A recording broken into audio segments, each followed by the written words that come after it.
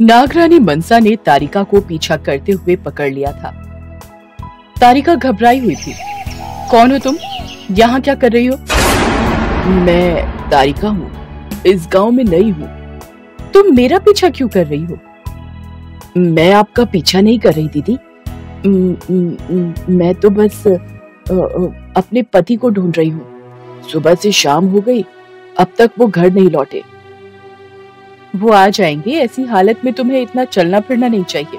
चलो मैं तुम्हें तुम्हारे घर छोड़ दूं। तारिका ने नागरानी मनसा को अपनी बातों में उलझा दिया। इस बार तो वो बाल बाल बची। मनसा ने तारिका को उसके घर के बाहर छोड़ दिया, जहाँ तारक तारिका का इंतजार कर रहा था। तुम कहाँ चली गई थी? तुम्हें ढूंढने। तारिका देखो, तुम्हारा पति घर आ गया ना, अब से इसे ढूंढने मत जाया करो। तुम्हारी इस अवस्था में ज्यादा चलना फिरना अच्छा नहीं है। दीदी धन्यवाद कि आप तारिका को ले आई। अब वो क्या है कि हम इस गांव में नए हैं, वो अकेली घर में रहती है तो घबरा जाती है, इसलिए शायद मुझे ढूंढने चली गई थी। वो ठीक है, बस इसका ख्याल रखा करो। मैं फिर मिलती हूँ। इतना बोलकर नागरानी मनसा वहाँ से चली गई और यहाँ तारक और तारिका ने चैन की सांस ली।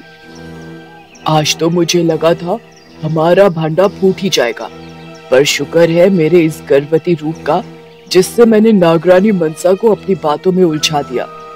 हाँ, अगर तुम ये रूप में ना होती तो पक्का नागरानी मनसा को तुम पे शक हो जाता, और कतरक की तरह। शक तो हुआ ही होगा, अब से हमें और भी सावधान रहना होगा। वो तो है। यहाँ नागरानी मनसा अपने घर लौटी और नागराज रुद्र से बातें करने लगी।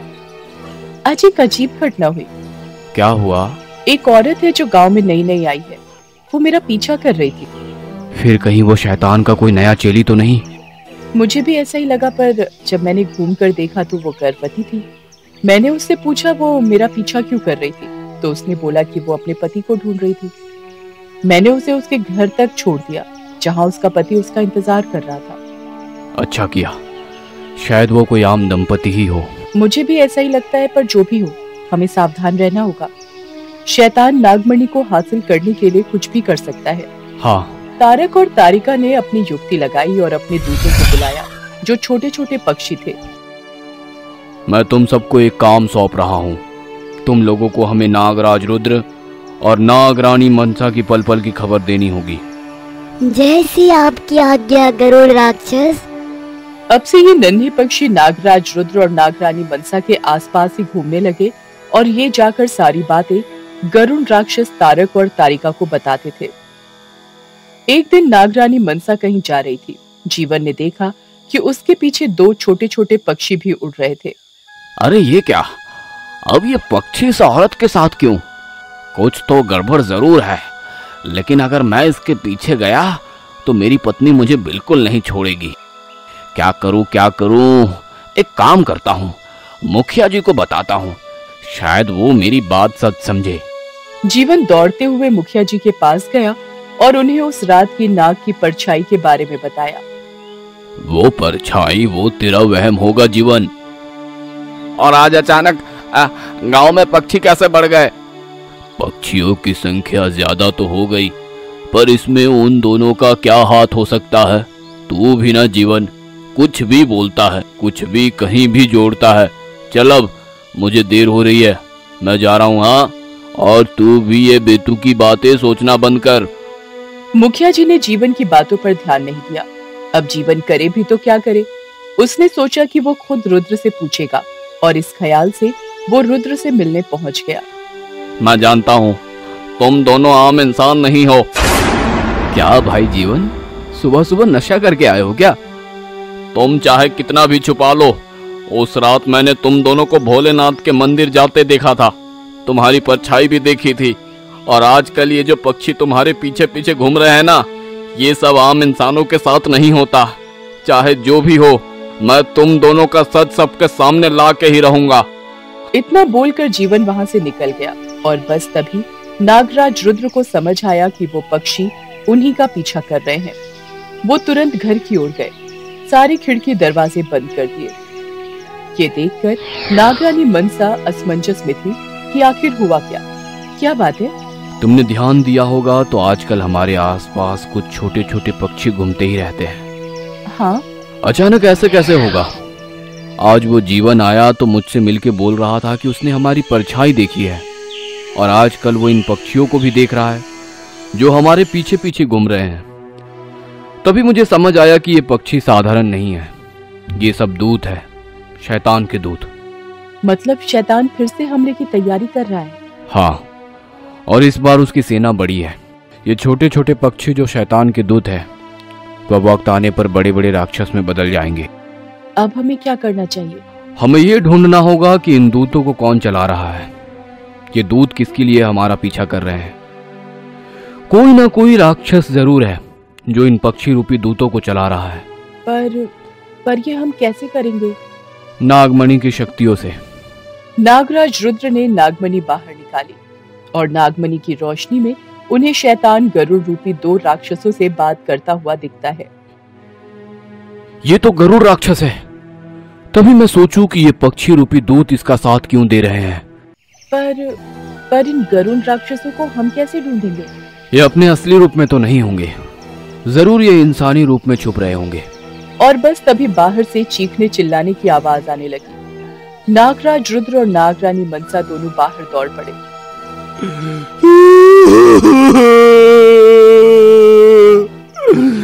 हे भगवान, ये क्या कर दिया?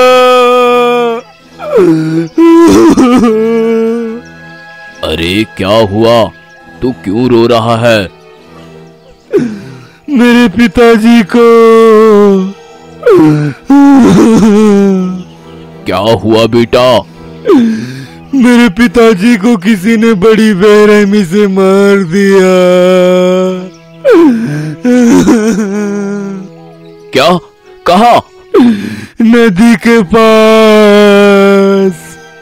मुखिया जी और कुछ गांव वाले नदी की ओर दौड़ पड़े। वहां एक बुजुर्ग की लाश थी जिसे नोचा गया था। ये किसी जंगली जानवर का काम लग रहा है। मुझे तो ये रुद्र और मनसा का काम लग रहा है। नागराज रुद्र और नागरानी मनसा ने उस लाश को जब अच्छे से देखा तो वो समझ गए कि ये किसी गरुड़ राक्षस का काम है। वो गरुड़ राक्षस जरूर हमारे आसपास है। इससे पहले कि वो लोग किसी और को मारे, हमें उन्हें मारना होगा। तारक और तारिका तो नागराज रुद्र और नागरानी मनसा के सामने ही खड़े थे। नागराज रुद्र और नागरानी मनसा परेशान थे क्योंकि वो गरुड़ राक्षस गांव वासियों पर हमला कर रहे थे। आज उन गरुड़ राक्षसों ने उस बुजुर्ग की जान ली। ना जाने कल किसकी बारी होगी। हमें जल्द से जल्द उन दोनों को रोकना होगा। रोकने के लिए हमें उन्हें ढूंढना होगा। हमारी तरह वो भी आम इंसानों के रूप में ही होंगे।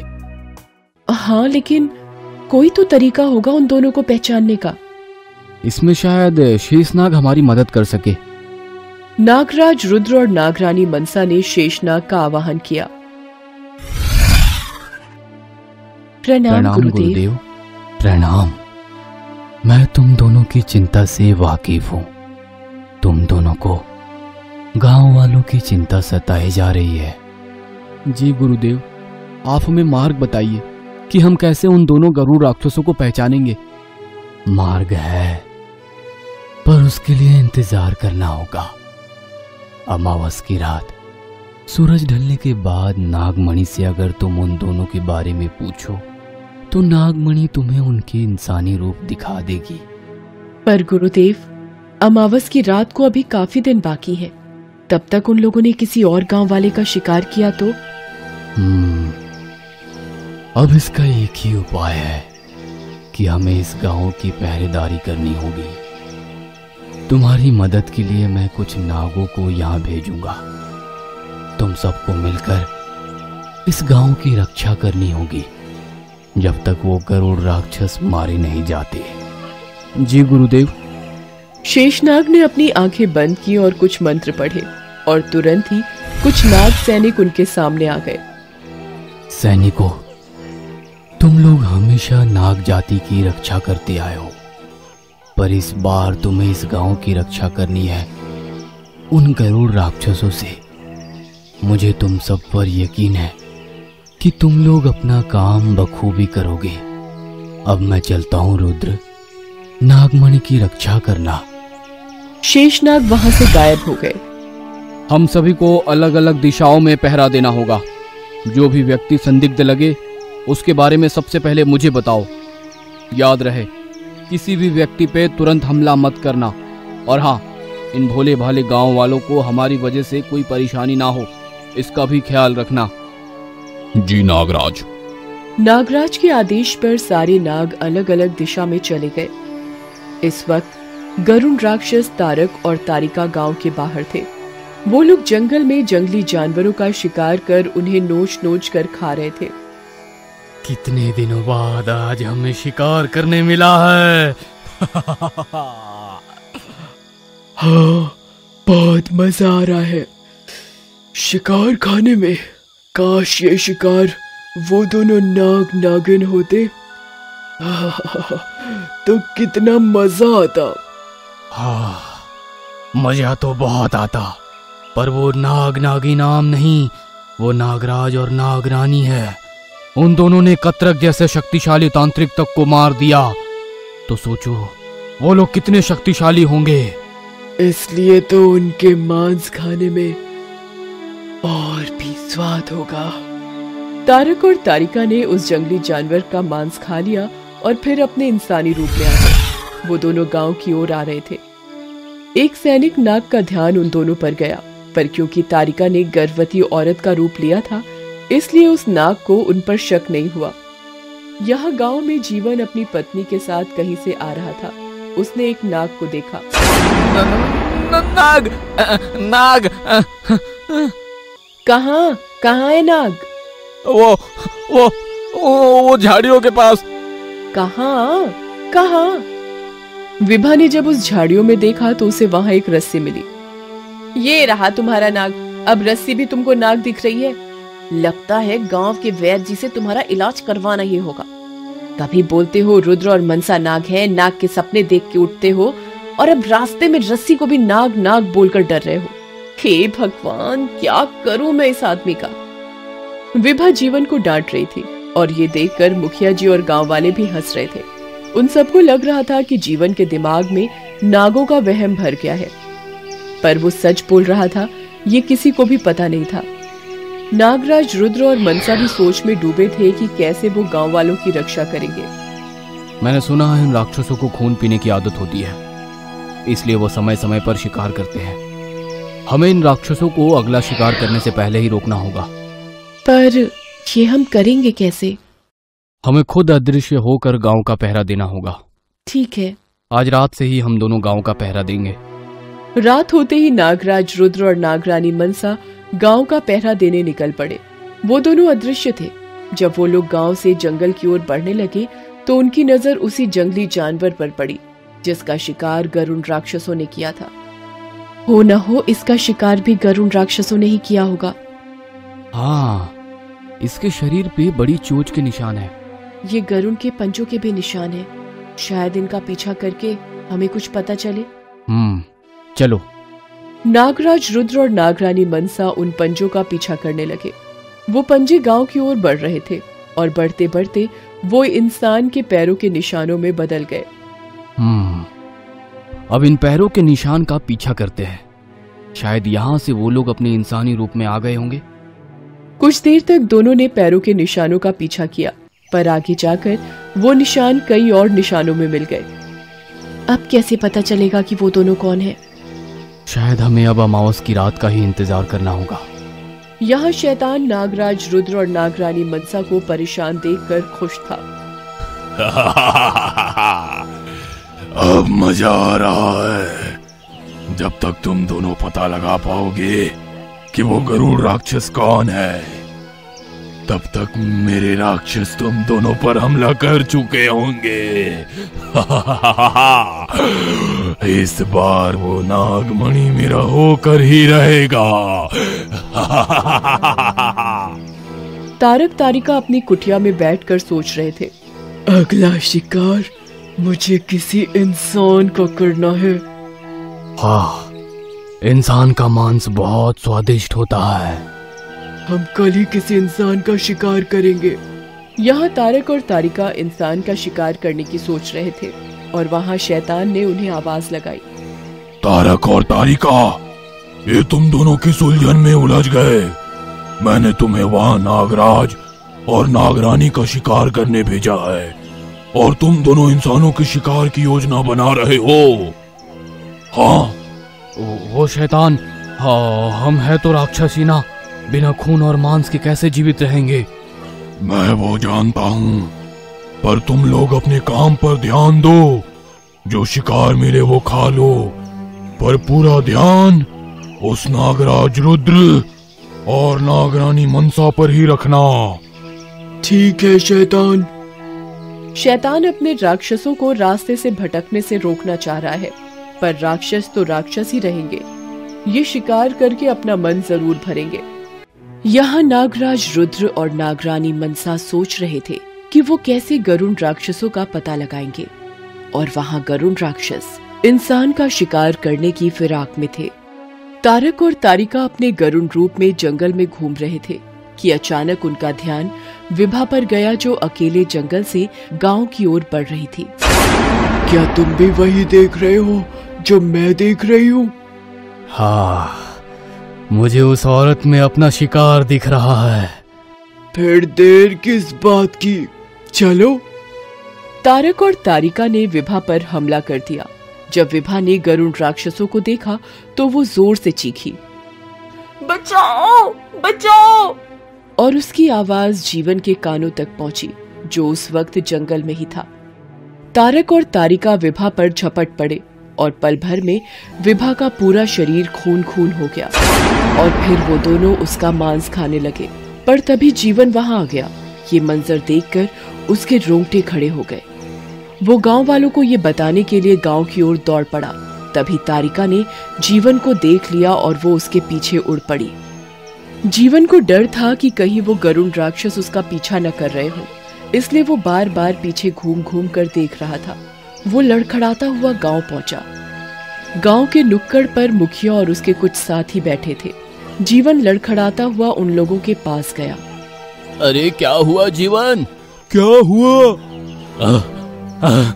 ओ जंगल जंगल। तारिका ने अपनी शक्ति से जीवन की आवाज रोक दी और तारिका वहां से चली गई। जीवन बोलना चाहता था, पर उसके मुंह से शब्द ही नहीं निकल रहे थे। वो लाचार तड़प रहा था। तभी वहां रुद्र और मनसा आए। रुद्र और मनसा को देखकर जीवन और भड़क गया और रुद्र को मारने लगा।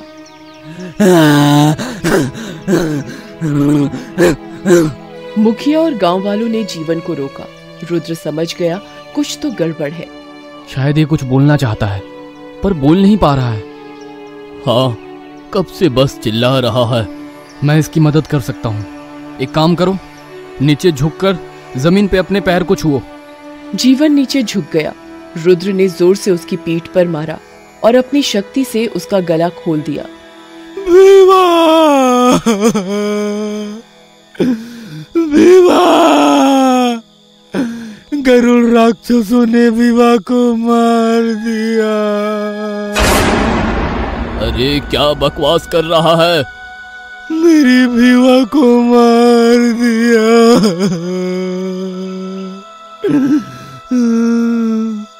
अरे कहाँ?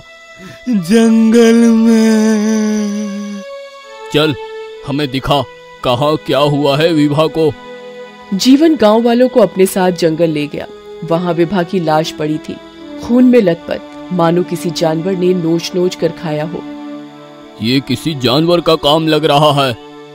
नहीं, मैंने अपनी आंखों से देखा, वो गरुड़ राक्षस ही थे। गरुड़ राक्षस? हाँ, उन दोनों ने मेरी विभा को मार दिया और इसे नोच रहे थे। हे भगवान! मुखिया जी और गांव वाले चिंता में डूब गए कि कहीं असल में कोई गरुड़ राक्षस ना हो। हमें आज ही सिद्ध बाबा के पास जाकर उनसे इसका सत्य जानना होगा। चलो अभी हम चलते हैं। जीवन, मुखिया और कुछ गांव वाले सीधे बाबा की गुफा की ओर निकल पड़े। यहाँ नागराज रुद्र और नागरानी मनसा परेशान थे कि कैसे वो इन गरुड़ राक्षसों का पता लगाएं। हमें जल्द से जल्द कुछ करना होगा, क्यों ना हम सारे नाग सैनिकों को जंगल के बजाय गांव में पहरा देने रखें। शायद इससे हम लोग जल्द ही गरुड़ राक्षसों तक पहुंच जाएं। हाँ, यही करते हैं।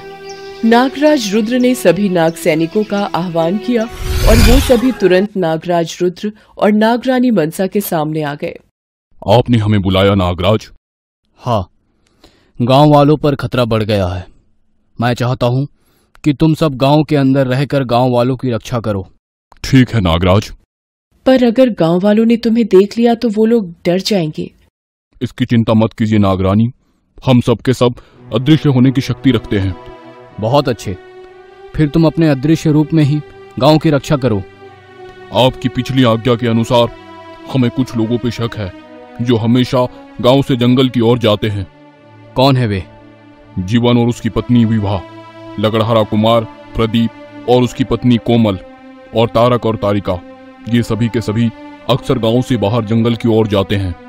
विवाह मर चुकी है, गरुड़ राक्षसों ने उसका शिकार कर लिया।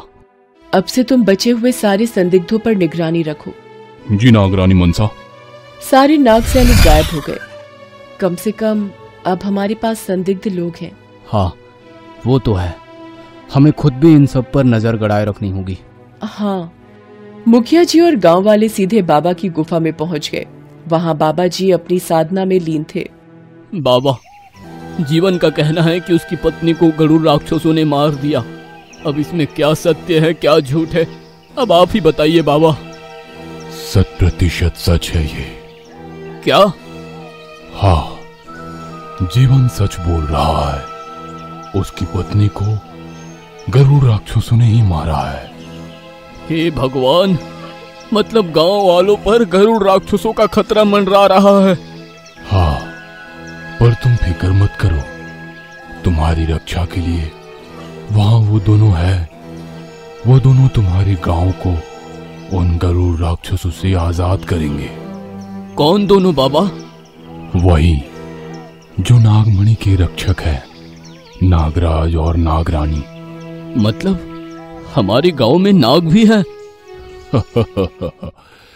हाँ, पर वो लोग तुम्हें कोई हानि नहीं पहुंचाएंगे। वो तो तुम सबकी भलाई चाहते हैं और उनकी नाग सेना तुम गांव वालों की रक्षा करेगी। मैंने कहा था ना गांव में नाग है, पर आपने मेरी बात नहीं मानी। जो हो गया उसको तो बदल नहीं सकते, पर आगे तुम लोगों को कुछ हानि नहीं होगी, इसका आश्वासन है मुझे। ठीक है बाबा जी। गांव लौट जाओ और गांव वालों को आदेश दो कि कोई भी जंगल की ओर ना जाए। आयुष्मान भव, भगवान तुम्हारे साथ हो। सिद्ध बाबा की गुफा के बाहर निकलकर मुखिया जी बाकी गांव वालों से बातें करने लगे। ये सब जो हमने अभी सुना, ये सब हम गांव वालों को नहीं बता सकते। हमें उन्हें सारा सत्य नहीं बताना है, हम बस उन्हें जंगल में ना जाने की हिदायत देंगे। पर ऐसा क्यों मुखिया जी? क्योंकि हर कोई नाग और गरुड़ से डरता है और कहीं अपने डर में वो खुद को हानि ना पहुंचा ले, इसलिए यही सही है कि ये सत्य हम अपने आप तक ही रखेंगे। गांव वालों ने मुखिया जी की बात मान ली। गांव लौटकर मुखिया जी ने गांव भर में संदेश फैलाया। सुनो सुनो सुनो, मुखिया जी का आदेश है, आज से कोई भी बाहर गांव छोड़कर जंगल की ओर नहीं जाएगा।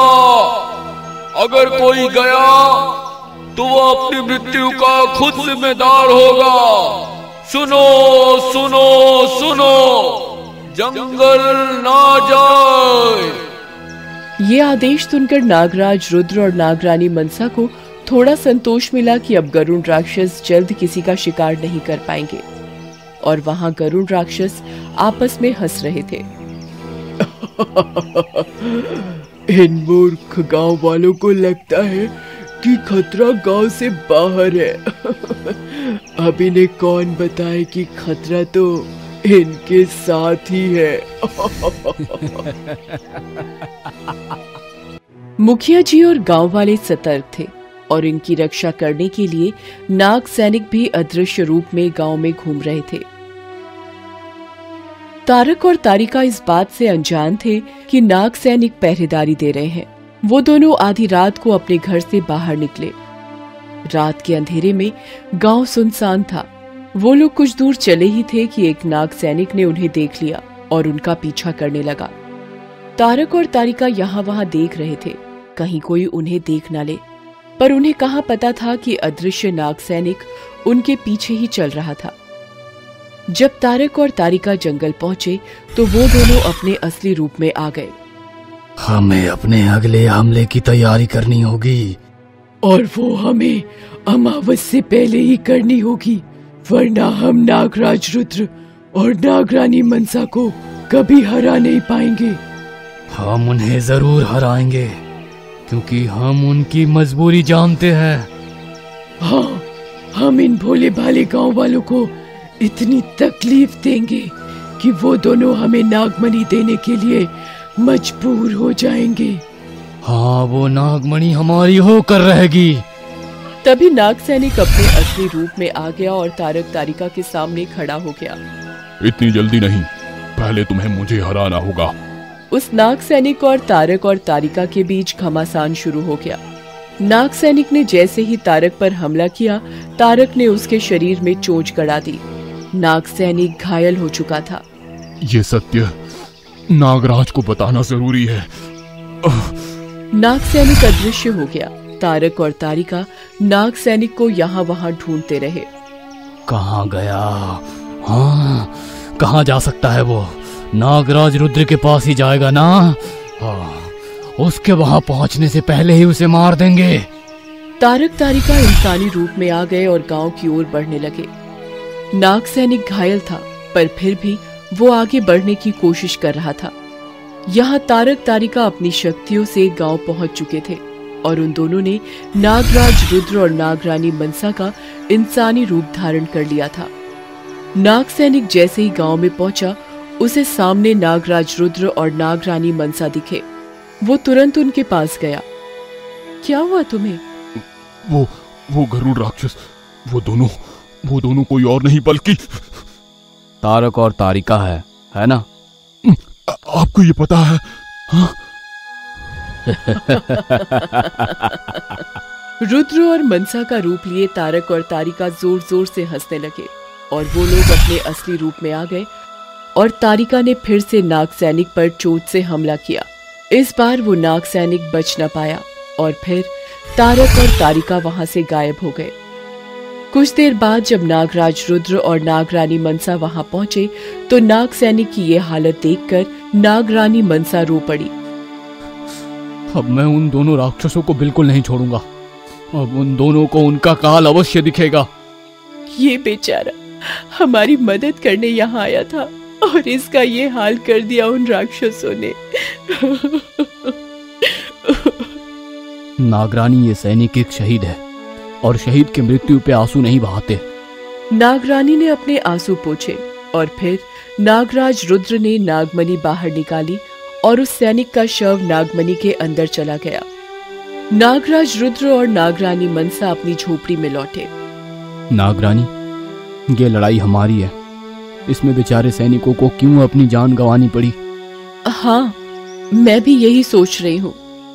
नागराज रुद्र ने शेषनाग का आवाहन किया। हे शेषनाग, हमारी आपसे एक विनती है। मैं जानता हूँ रुद्र, तुम उस सैनिक की मौत से परेशान हो, पर ऐसे युद्ध में तो सैनिक शहीद होते ही रहते हैं। पर शेषनाग, ये लड़ाई हमारी है। अगर मरना ही है तो हम मरेंगे। हम नहीं चाहते कि हमारी वजह से किसी और को जीवन त्यागना पड़े। पर रुद्र, इन गांव वालों पे तुम दोनों अकेले कैसे नजर रख सकते हो? भोलेनाथ है ना हमारे साथ, वही हमें मार्ग दिखाएंगे। और अब अमावस की रात में बस एक दिन बचा है, कोई ना कोई मार्ग जरूर मिलेगा। ठीक है, जैसे तुम्हारी इच्छा। शेषनाग के बुलाने पर सारे नाग सैनिक उनके सामने आ गए। अब ये लड़ाई बस तुम्हारे और उन दोनों गरुड़ राक्षसों के बीच है। विजयी भव। शेषनाग और सारे नाग सैनिक वहां से गायब हो गए।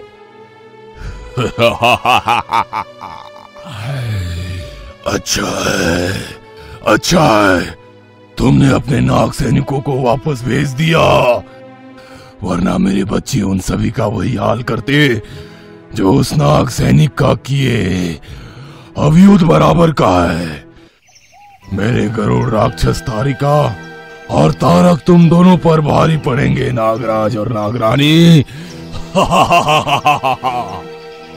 यहाँ तारक और तारिका अपनी योजना बना रहे थे। कल शाम होते ही हम दोनों कुछ गांव वालों को अगवा करके यहाँ लाएंगे और इन गांव वालों को बचाने के लिए वो जरूर आएंगे और हमें नागमणि मिल जाएगी। पर उन दोनों को कैसे पता चलेगा कि गांव वाले हमारे पास बंदी हैं? वो तो ये गांव वाले खुद ही बताएंगे। पर कैसे? देखते जाओ। यहाँ नागराज रुद्र और नागरानी मनसा भी चिंतित थे। कल अगर मुझे कुछ हो गया तो इस नागमणि की रक्षा तुम्हें ही करनी होगी नागरानी। हमें कुछ नहीं होगा, हम दोनों उन दोनों राक्षसों के काल हैं। नहीं, हमें कभी भी अपने दुश्मनों को कम नहीं आंकना चाहिए नागरानी। हाँ, पर हमारे साथ इस नागमणि की शक्ति भी तो है। नहीं नागरानी, कल अमावस है। इस नागमणि की शक्ति धीरे धीरे कम होती जाएगी, इसलिए वो दोनों राक्षस हम पर कल ही हमला करेंगे। हमें इस नागमणि की रक्षा के साथ साथ इन भोले भाले गांव वालों की भी रक्षा करनी होगी।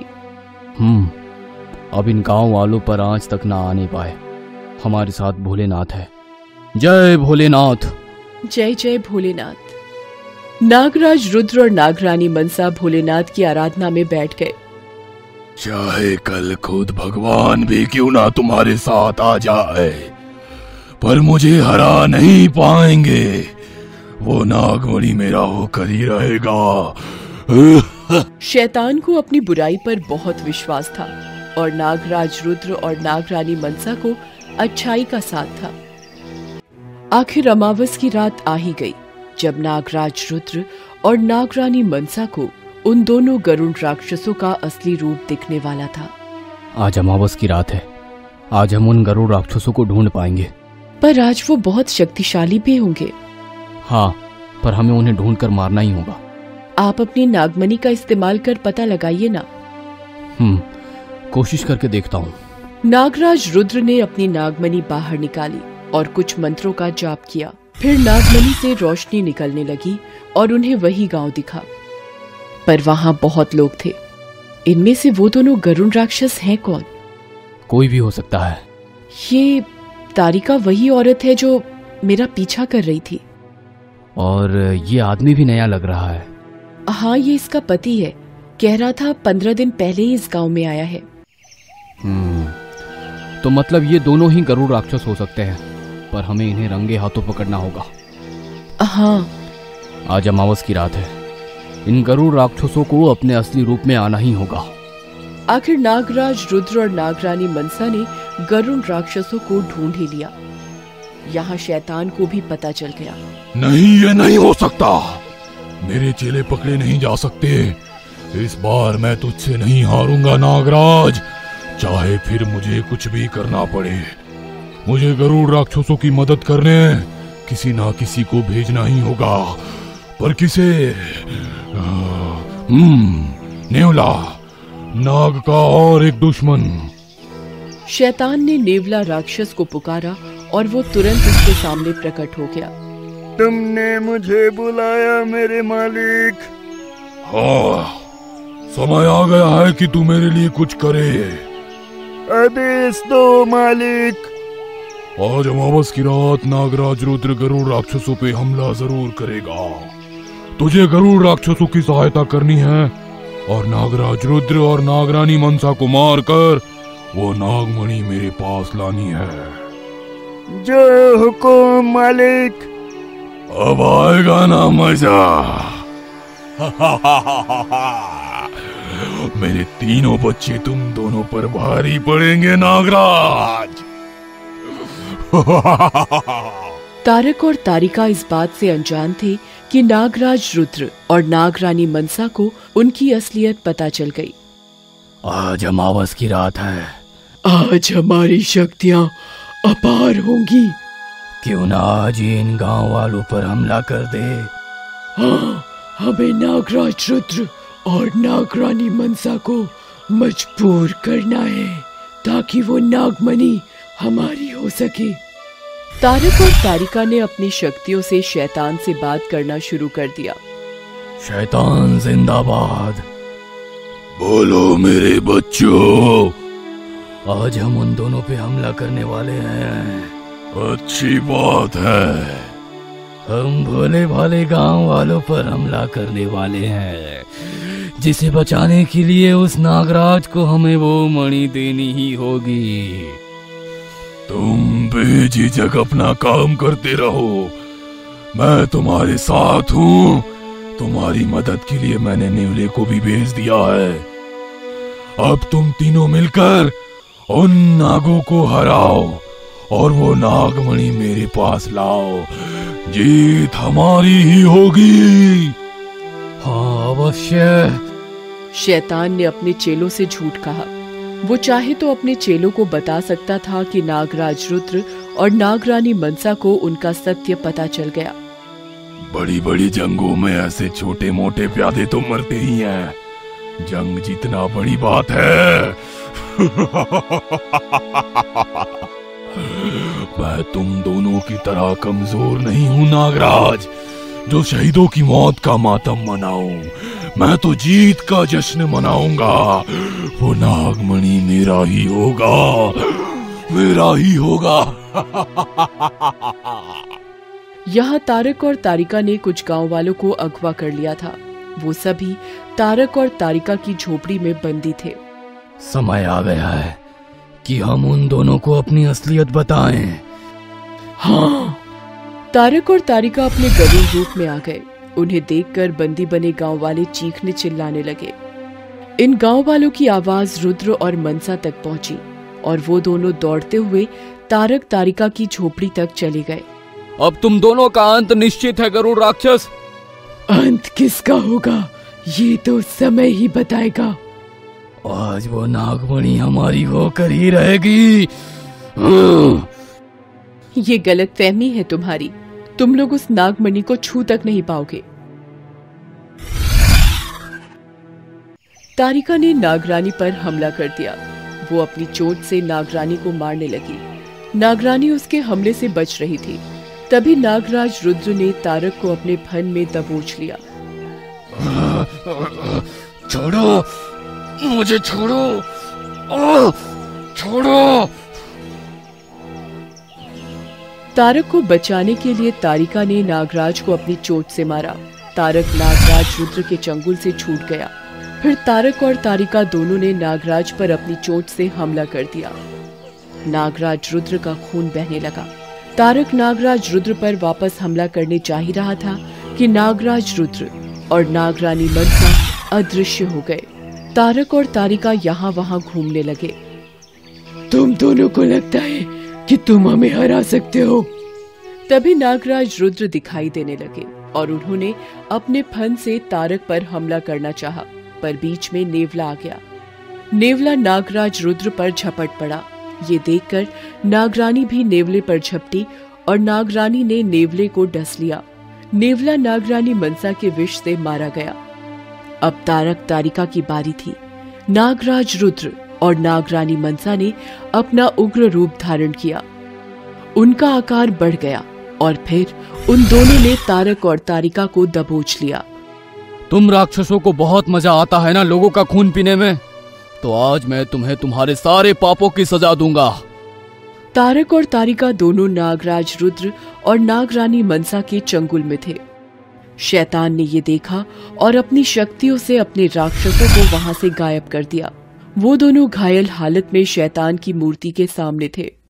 इस बार ये लोग भाग गए, अगली बार इन्हें कोई नहीं बचा सकता। नागराज रुद्र, मैं तुझे हराकर वो नागमणि पाकर ही रहूंगा। गरुड़ राक्षस नागराज रुद्र से बच तो गए, पर क्या वो वापस नागराज पर हमला करेंगे? जानने के लिए देखते रहिए हमारा अगला एपिसोड।